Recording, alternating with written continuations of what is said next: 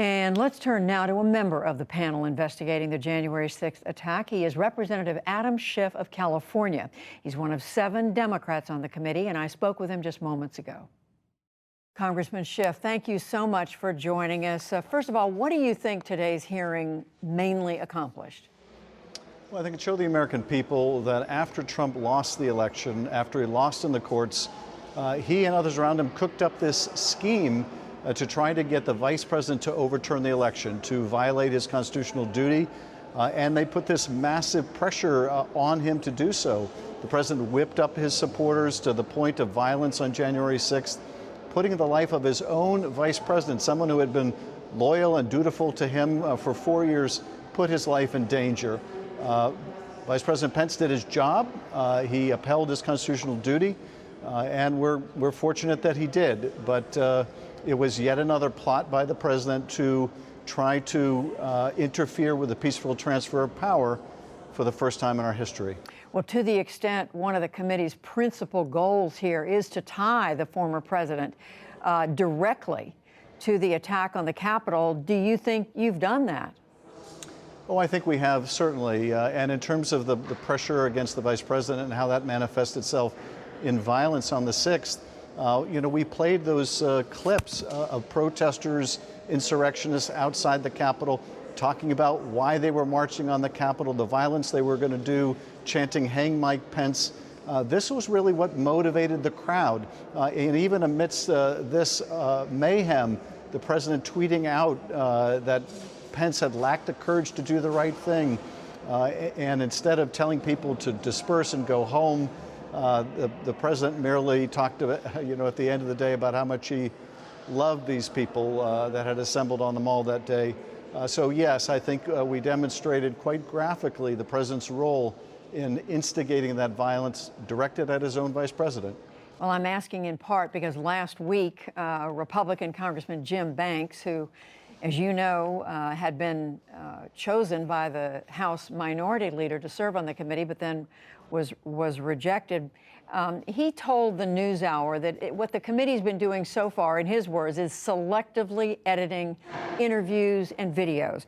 He said, now this was before today's hearing, but he said at that point there's been no evidence that the president directed the attack. He quoted the president as saying at the rally on January 6th, telling people, quote, to patriotically and peacefully make your voice heard.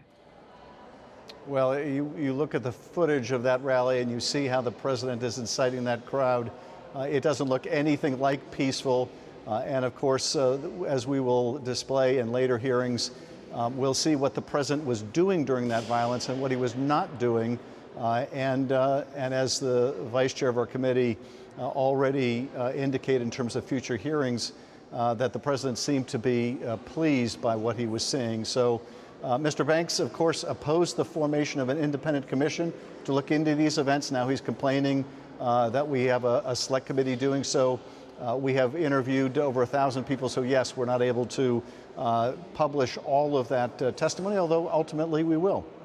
Well, Congressman Banks and other Republicans, I know you know this, Congressman Schiff, they are now charging that the committee has been caught altering evidence.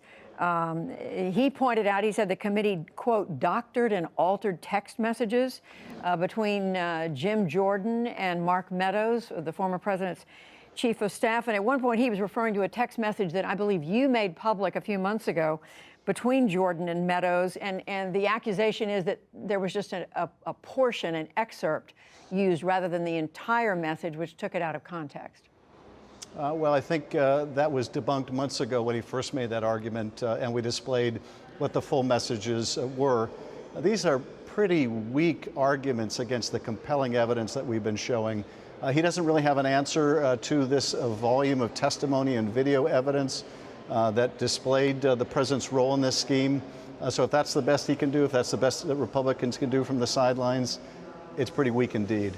Congressman, today, the chair of the committee, I guess late this afternoon, Congressman Benny Thompson told reporters that the committee has now extended an invitation to Ginny Thomas, the wife of the Supreme Court Justice Clarence Thomas, to come and talk with the committee. When was that invitation? When did that go out, and has she responded? That invitation, I think, went out quite recently, and what I understand, and this is just public reporting, is that she indicated publicly, you would know better than I, that she was receptive to speaking to the committee. But I only have that from public sources and can't confirm that myself. We hope that she will come in. We certainly have a number of areas that we would like to cover with her. And really any witness, frankly, that has knowledge about this plot to overturn the election or was in contact with those who were working on that plot, we want to talk to.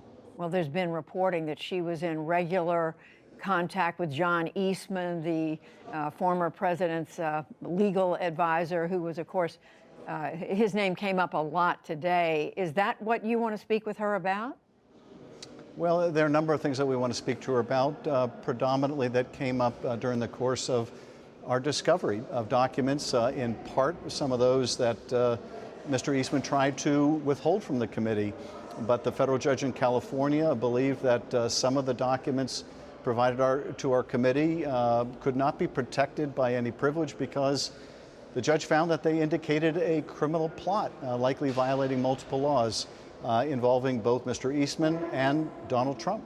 Do you have evidence that she was in contact with, on any kind of basis, John Eastman to discuss this plot that you're describing? You know, at this point, I'm not prepared to go into anything that the documents or other evidence might say or suggest. It's one of the reasons we want to bring her in to talk, and hopefully we'll be able to do that fairly soon. Are there other witnesses, are there other individuals, I should say, the committee is reaching out to still at this hour, hoping to have them come testify?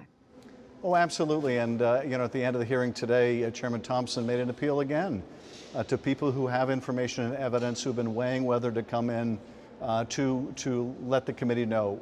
And indeed, we continue to do interviews, we continue to do depositions, because, you know, frankly, one lead leads to another.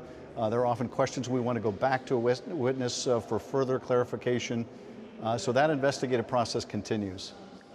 Congressman Adam Schiff, who is a member of the House Select Committee on January 6th, thank you so much. Thank you.